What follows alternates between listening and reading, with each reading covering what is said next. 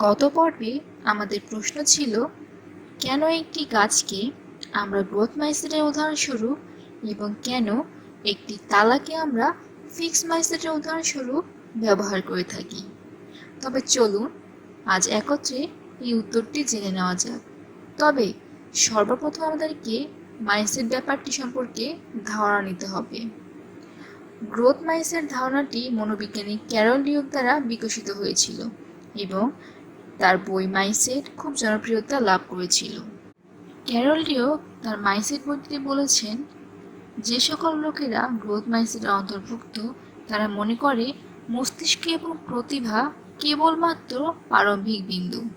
তারা বিশ্বাস করে যে তাদের দক্ষতা, তাদের ক্ষমতা সম্পূর্ণরূপে নির্ভর করে তাদের কঠোর পরিশ্রমের উপর।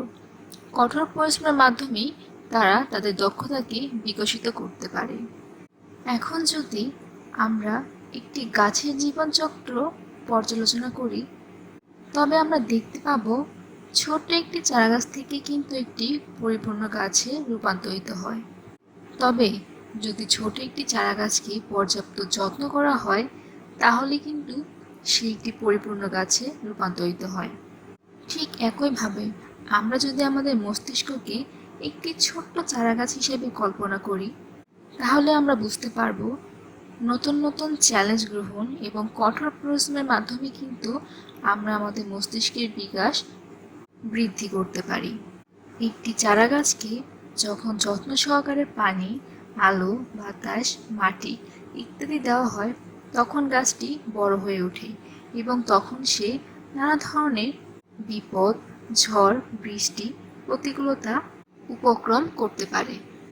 ঠিক একইভাবে আমরা যদি কঠোর পরিশ্রম এবং নতুন নতুন চ্যালেঞ্জ গ্রহণের মাধ্যমে আমাদের মস্তিষ্ককে বিকশিত করতে পারি, তাহলে আমরা একসময় বিশ্বাস করতে পারবো যে আমাদের ক্ষমতা বিকশিত হতে পারে, আর যার ফলে পরবর্তীতে আমরা অনেক প্রতিকূল অবস্থাকে সহজে অতিক্রম করতে পারবো এবং জীবনে সফলতা অর্জন করতে পারবো।